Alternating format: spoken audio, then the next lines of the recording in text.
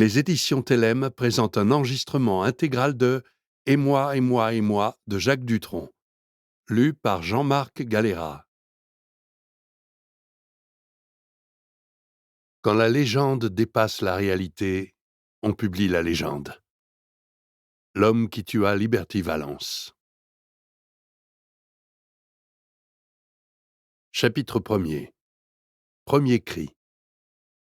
J'ai arrêté de croire au Père Noël le jour où, dans une galerie marchande, il m'a demandé un autographe.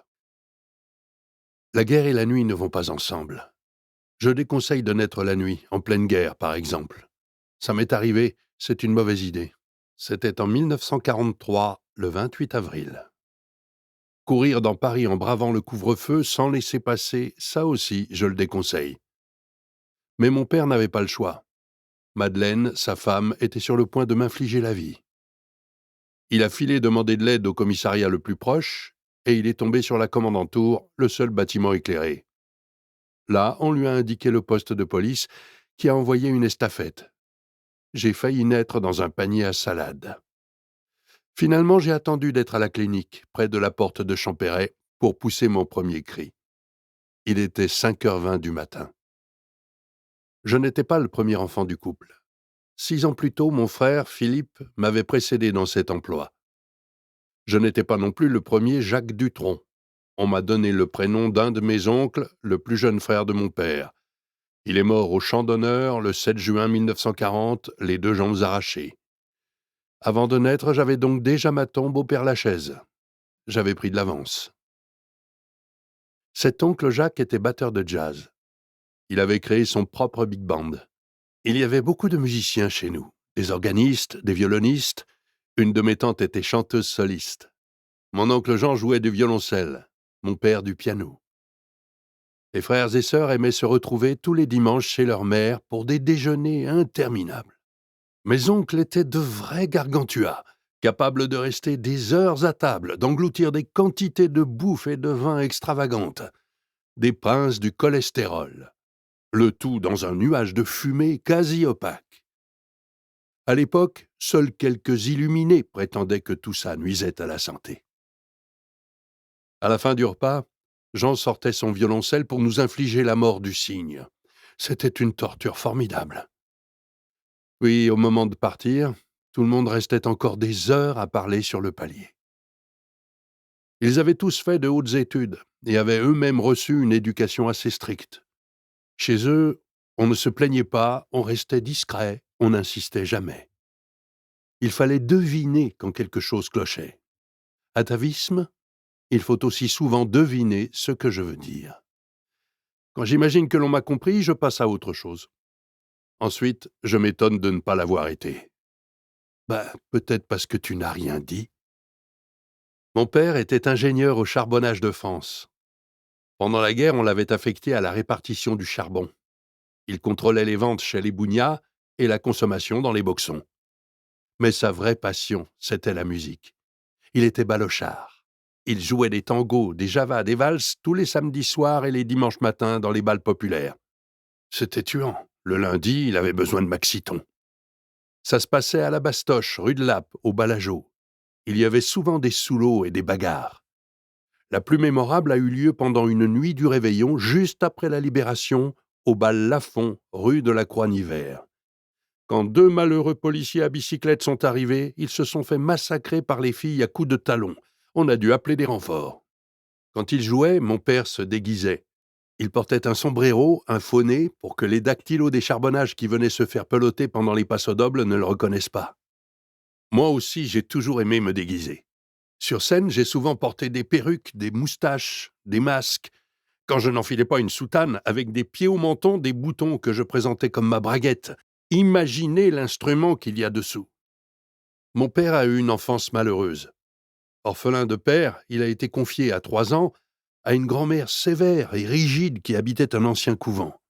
Elle l'a logé dans un sous-sol humide et glacial, alors qu'il y avait des tas de chambres inoccupées. Il souffrait du froid. On ne chauffait que dans la partie habitée par la grand-mère.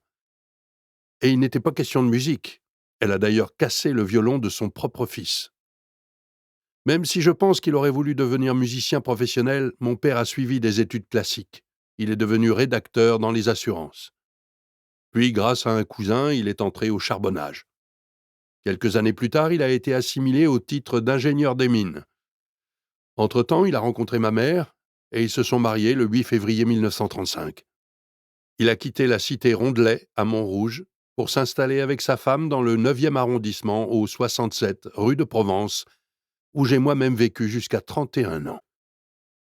J'ai appris à marcher dans le métro, station Chaussée-d'Antin-Lafayette, pendant les alertes de bombardement. J'ai le souvenir de mes premiers pas vers la communale sous un ciel sale, d'un noir de charbon. On vivait d'ailleurs sous le règne du charbon. Ce ciel, on aurait voulu le nettoyer. Il annonçait la journée terrible et cafardeuse que j'allais passer dans une salle de classe. Mes parents m'ont inscrit à l'institution Rocroi-Saint-Léon, chez les Oratoriens, rue du Faubourg-Poissonnière. Puis à 10 ans, à l'école publique, rue Blanche. Enfin à 12 ans, au lycée du Petit Condorcet, rue d'Amsterdam. J'y ai redoublé la 5e, j'ai ramé en 4e, et j'ai brillamment raté l'examen de passage en 3e. Je n'étais pas un mauvais élève. Je ne voulais pas être élève, c'est différent. J'étais assez bon en français, en musique, en dessin et en russe. J'adorais un prof de lettres, Monsieur Romieux, un type formidable qui me faisait remarquer que lorsque je passais près de lui, ça sentait le tabac. Déjà. En maths, c'était la catastrophe. Ça ne m'intéressait pas du tout. Un jour, le professeur m'a demandé d'aller au tableau et de tirer un trait d'un bout à l'autre. Je me suis exécuté.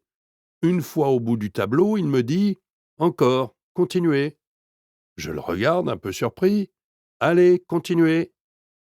La craie en main, je continue donc mon trait sur le mur, puis sur le suivant.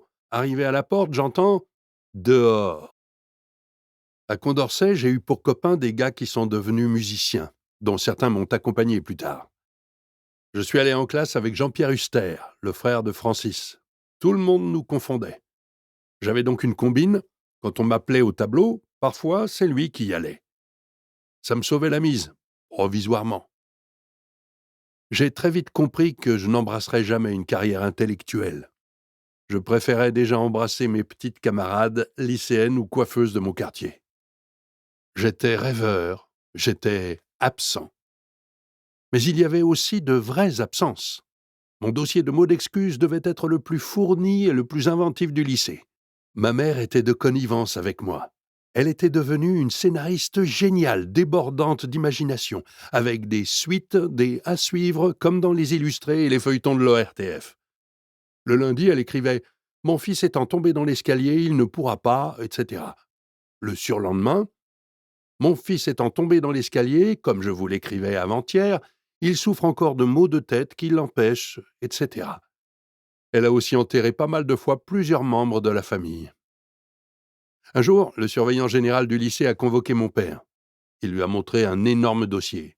« Qu'est-ce que c'est ?»« Les mots d'excuse écrits par votre femme. » Mon père en a lu quelques-uns, stupéfié. « Elle a fait mourir 3 fois sa mère cette année. » Le digne fonctionnaire avait l'air de le regretter. C'est dommage, parce que d'habitude, j'apprécie beaucoup ses qualités d'imagination. Là où j'étais plutôt bon, c'était pour la plaisanterie. Bien sûr, il y avait les classiques. Je découpais des losanges dans les rideaux, j'attachais des casseroles à la queue du chat, comme tout le monde. J'ai également transformé la batterie de cuisine en véritable batterie de jazz. On n'est pas sérieux quand on a 7 ans. Une fois, j'ai fumé tous les mégots des cendriers et j'ai vomi dans la caisse à jouets.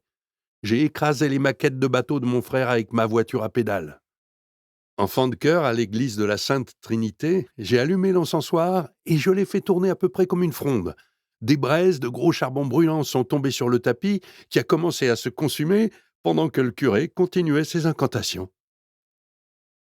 Je descendais les marches de la Trinité et du Sacré-Cœur sur des chaises de jardin pliées qui me servaient de luge. Je chapardais les petites voitures de mes copains, que j'enterrais pour ne pas me faire piquer lors de la fouille. Puis je les récupérais quelques jours plus tard et je les repeignais. Je jetais les poubelles métalliques dans les escaliers des immeubles. On m'a même appelé calcif dans le quartier parce que je me trimballais avec un slip kangourou accroché comme un drapeau à un manche à balai. J'ai aussi tenté une expérience scientifique. Un jour, j'ai décidé de ne plus me laver un pied, un seul, pour apprécier la différence avec l'autre. Ça a duré des mois. L'expérience a été concluante, mon pied est devenu noir comme du charbon. Ça me faisait comme une chaussette de crasse. Un beau matin, horrifié, un professeur m'a renvoyé chez moi pour le laver. C'était impossible. Tout le savon de la terre n'y aurait pas suffi. Depuis, j'y suis quand même arrivé. J'étais plutôt à l'écart. Je préférais jouer seul. Les cow-boys et les Indiens, sauf au cinoche, ça ne m'intéressait pas. Je m'entendais mieux avec mes Dinky Toys. Comme beaucoup d'enfants de ma génération, j'ai joué pendant des heures avec ces petites voitures. J'imaginais de grandes scènes d'embouteillage, des carambolages, des scènes apocalyptiques. J'aimais particulièrement le petit camion Peugeot des postes. Il me reste un Calberson que j'adore. Bien sûr, on n'avait pas la télé à l'époque. Je la regardais dans les vitrines des galeries Lafayette, particulièrement au moment du Tour de France, avant de jouer ensuite avec mes petits coureurs. Il y a des enfants qui veulent être cyclistes ou pompiers. Moi, j'aurais sûrement pu être ébéniste, j'adorais et j'adore toujours le bois. Comme mon copain Hadi Calafat, qui avait envie de devenir menuisier et qu'un soir, sous la porte cochère de la rue de Provence, j'ai convaincu de devenir musicien. Quand ma mère me gardait à la maison, j'aimais cirer les meubles. Mais j'ai surtout voulu être vétérinaire. Le problème, c'est que les études promettaient d'être longues et difficiles. Et je l'ai dit, ce n'était pas pour moi, en particulier les maths. Mais la passion des animaux m'est restée. J'ai eu des souris blanches à la maison, rue de Provence. Elles ont proliféré jusqu'à être 150. Comme elles reconnaissaient les membres de leur famille à l'odeur, je les parfumais à l'eau de Cologne pour éviter les conflits. On prenait les vacances d'été sur la côte atlantique, à Batte-sur-Mer, à Saint-Cast-le-Guildo, au moment où les Américains tournaient les Vikings avec des blocs de roche en mousse. Je devais négocier avec mes parents pour qu'on emporte mes souris. Je ne pouvais pas les abandonner pendant des semaines. Et puis un jour, elles ont fini à l'Institut Pasteur. J'ai eu aussi des tortues. Une nuit, ma mère les a crues mortes et elle les a jetées. Elle avait oublié qu'elles hibernaient. Peut-être est-ce la cause de mes insomnies. Il y a eu également des hamsters et un chien, Cisco. Avec mon père, je l'avais choisi à la SPA. Je me suis dit qu'il était tellement laid que personne n'en voudrait. Autant que je l'adopte. Il n'était pas seulement affreux, il était méchant et mordait sans raison. Un matin, Cisco a disparu. Mes parents m'ont dit qu'on l'avait donné à des chasseurs. Mon père l'avait fait piquer, bien entendu. On a eu d'autres chiens, notamment 2 chiens loups, Lolo et Surprise, qui ne valaient pas mieux que Cisco. Eux avaient été élevés par l'armée allemande et ils terrifiaient tout le monde. Tout à ma passion pour les animaux, j'ai traîné mon père au zoo pendant 10 ans. J'y allais au moins 1 fois par semaine. Je m'y serais rendu 1 fois par jour si j'avais pu. Je prenais les animaux très au sérieux. Les singes qui se grattaient les génitoires, ça ne me faisait pas rire. Je ne comprenais pas les adultes qui en ricanaient. Il me semblait déjà que je pouvais dialoguer plus facilement avec les animaux qu'avec les hommes. J'étais surtout fasciné par un okapi et par un canard mandarin, très laid, avec beaucoup de plumes. Quand il est mort, je ne suis plus retourné au zoo. À la maison, l'éducation était plutôt chrétienne et traditionnelle. Mon père et ses frères étaient allés à l'école chez les jésuites. J'avais un oncle, Francis, père jésuite, toujours en soutane, qui a été professeur de lettres au lycée Saint-Louis de Gonzague et au Liban. Un autre qui a été directeur du collège de jésuites d'Évreux. Une tante, Alice, qui est devenue sœur dominicaine. Je l'ai dit, on était volontiers musiciens chez nous. Mon père m'a appris à aimer la musique, toutes les musiques. À la fin de sa vie, il dira qu'il avait pratiqué le piano pendant 80 ans sans savoir en jouer. Ça, disait-il, c'est du talent quand même. Il exagérait, car il lisait la musique parfaitement. Enfant, j'écoutais beaucoup de classiques, surtout le concerto numéro 5, dit l'Empereur de Beethoven. Mon plus ancien souvenir de chansons, ce sont celles d'Édith Piaf. Puis est venu Brassens, bien entendu, ma première grande admiration. Sans oublier le jazz, les disques de mon frère, Charlie Parker et Art Tatum. Quand j'ai eu 4 ans, mes parents m'ont offert un violon. Ils s'en sont repentis et l'ont rapidement fait disparaître. Pour les oreilles délicates, un violon, ça peut être pire qu'un tambour. Ensuite, je suis devenu batteur de jazz. Je jouais avec des brosses à cheveux sur nos chaises en contreplaqué imitation paille. Très vite, je me suis mis à la varinette, concurrent de l'harmonica. C'est un sureau troué des deux côtés et au milieu du papier hygiénique noué avec des élastiques. Enfin, quand je suis devenu vraiment sérieux, je suis passé au sifflet. Comme j'ai eu depuis toujours l'occasion de voir des instruments de musique, j'y ai touché, ne serait-ce que par curiosité. Mais je me méfiais du piano. Un instrument à cordes dont on ne voit pas les cordes me paraissait suspect. Et comme j'étais assez mauvais en classe, j'ai décidé de continuer à l'être avec l'instrument le plus facile, la guitare, qui bien sûr est un instrument difficile, je ne l'ai compris que plus tard. À l'adolescence, alité pendant des mois, à cause d'une saleté de maladie sur laquelle je vais devoir revenir, et qui explique l'indulgence parentale dont je bénéficiais pour mes bêtises, mes lubies et mon peu d'attrait pour l'école, j'en ai profité pour me perfectionner. Cette année-là, je suis devenu le meilleur guitariste du quartier. Forcément, je ne pouvais rien faire d'autre, et du fond de mon lit, je jouais 4 heures par jour. Plus tard, j'ai été très demandé. Je jouais avec tous les doigts, alors que les copains ne jouaient qu'avec 2. Ils n'en avaient pas besoin de plus, ils ne jouaient qu'une note. Qu'aurait-il fait des autres doigts? En somme, l'enfance, malgré des noirceurs, celle des matins d'école, du charbon, des profs, de l'après-guerre, de la maladie, m'a épanoui, m'a rendu libre et m'a donné d'agréables illusions. Et ça, c'est l'essentiel, parce que l'enfance vous marque pour toujours. Quoi que l'on fasse ensuite, ces premières images, ces premiers instantanés, ces premières photos, on en conserve les négatifs en mémoire pour le reste de sa vie. Chapitre 2. La Trinité. Travailler, d'accord, encore faut-il en avoir le temps. J'ai vécu au milieu des cinémas, puisque nous habitions le quartier Trinité. J'étais à 5 minutes des grands boulevards. Je pouvais voir les grandes affiches peintes, elles étaient magnifiques. Quand le Paramount passait des westerns, il y avait de superbes Indiens géants sur les murs. J'ai donc commencé à rôder dans les salles à partir de 1954, bien avant de m'intéresser sérieusement à la guitare et à la musique. Je passais même ma vie au cinoche. Je pouvais voir 3 ou 4 films par jour, quand je n'allais pas à Condorcet, c'est-à-dire le plus souvent possible. Ce fut vraiment ma première passion, dévorante. Je connaissais toutes les salles, le Berlitz, le Marignan, le Lynx, l'Eldorado, le Grand Rex, bien sûr, avec ses attractions. Il y avait aussi le Gaumont Palace, on y voyait Crin Blanc ou ce genre de film. Le Royal Haussmann n'était pas mal. Je me souviens d'un cinéma d'arrêt d'essai dans la rue du Faubourg Montmartre où l'on passait des films comme Alléluia les collines. Je me rappelle également le Palace dans la même rue avec en face le Club, un ciné minuscule où j'ai vu La Grande Illusion. Mon premier souvenir de film, c'est Les Conquérants d'un Nouveau Monde de Cécile B. DeMille avec Gary Cooper et Paulette Goddard, sans doute au Paramount. J'ai été un spectateur d'issue de secours. À 11 ans, je n'avais pas le rond, alors je passais par les portes de sortie. Je voyais ce qu'elles m'offraient. J'étais toujours fasciné par les animaux. Dès qu'une histoire se déroulait en Afrique, j'y courais.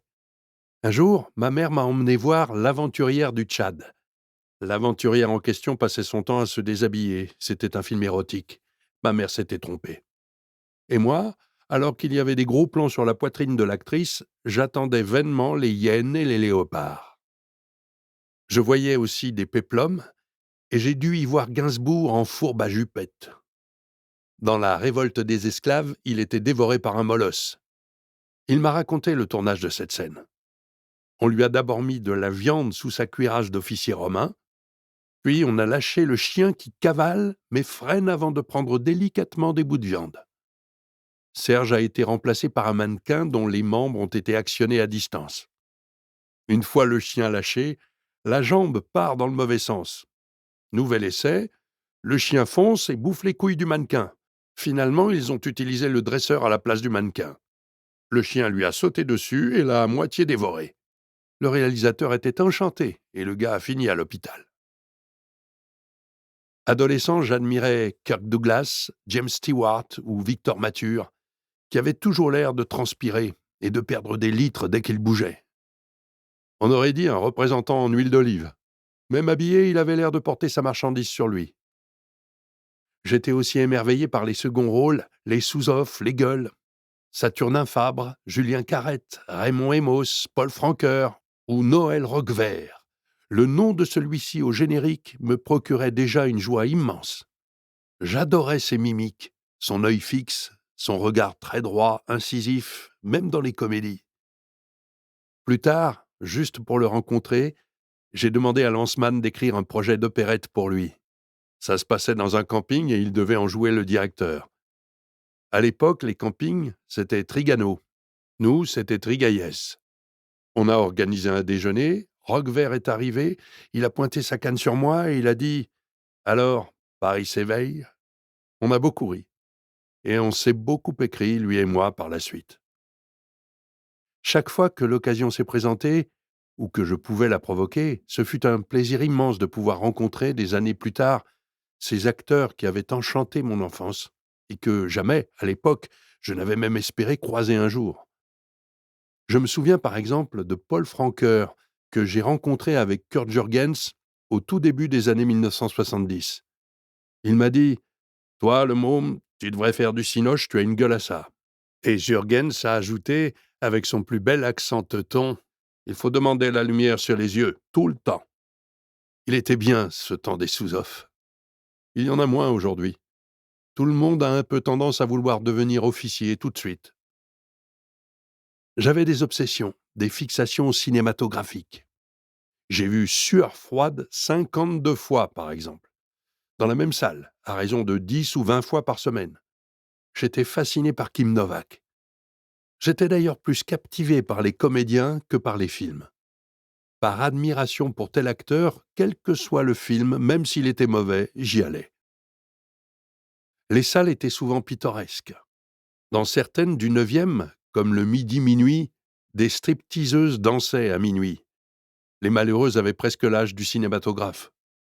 On venait y voir Dracula, mes potes et moi, habillés dans les costumes de mon père pour paraître plus vieux. Le striptease qui suivait ne dépareillait pas avec le film. Au Cinéac Saint-Lazare, sous la gare, on avait l'impression d'être dans une pissotière. Des clodos y dormaient toute la journée, il fallait venir avec sa bombe antipuce.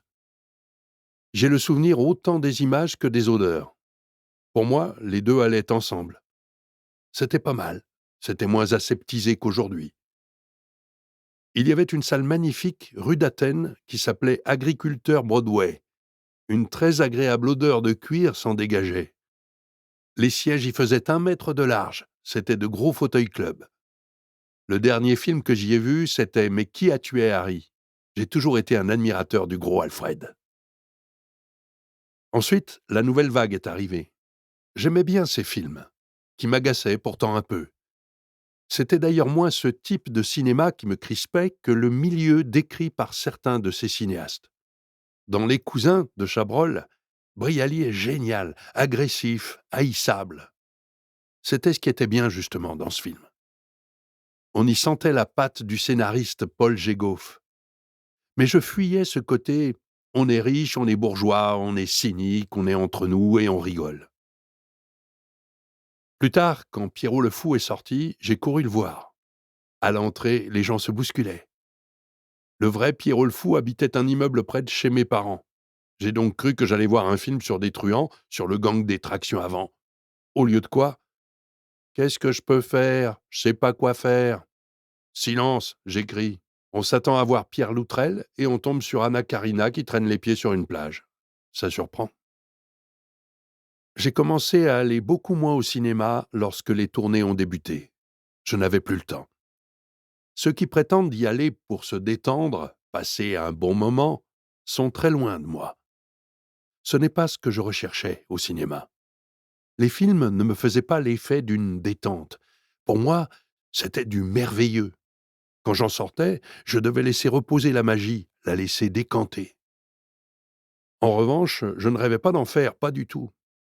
Ce n'est pas parce qu'on aime se retrouver dans une salle que l'on aimerait se retrouver sur l'écran. J'étais croyant, mais je ne m'imaginais pas pratiquant. Il a fallu des années d'obstination à Jean-Marie Perrier, beaucoup plus tard, pour que j'ose tourner des films. L'après-guerre, ce fut la jeunesse, c'est-à-dire l'Amérique, les westerns et le rock. Beaucoup, comme Johnny ou Eddie Mitchell, on le voit au nom de scène qu'ils se sont choisis, étaient fascinés par les États-Unis. J'étais moins envoûté qu'eux. L'Amérique, pour moi, c'était la musique, bien sûr, le rock, et le cinéma. Mais ce n'était jamais que du cinéma. En tout cas, je gardais mon sang-froid, comme j'ai gardé mon nom. Je suppose que je me voulais plus lucide que les autres. Je n'ai jamais cru au rêve américain, par exemple. Je parle mal anglais, ça doit aider. Mais j'ai l'impression que si tu es pauvre là-bas, tu es vraiment pauvre. Si tu ne te lèves pas tous les jours en te disant que tu dois être un winner, tu es un loser. Cet esprit conquérant, rien que de l'imaginer, ça me fatigue. Pour moi, l'Amérique, c'est un peu comme un immense centre commercial, un parking à l'échelle d'un pays. Si tu es bien garé, ça va, mais tu peux y chercher ta place longtemps. Néanmoins, comme tous les mômes de l'époque, je voulais un jean, un blouson et une paire de Santiago. Et des disques. Après ceux de jazz de mon frère, je suis passé à Ray Charles, Fats Domino, puis Eddie Cochran, un maître. Il a été au départ de tout. Il était vraiment en avance. Tous ses morceaux étaient géniaux. Nous espérons que vous avez apprécié cet aperçu. Pour continuer à écouter ce livre audio sur Google Play Livres, utilisez le lien dans la description de la vidéo.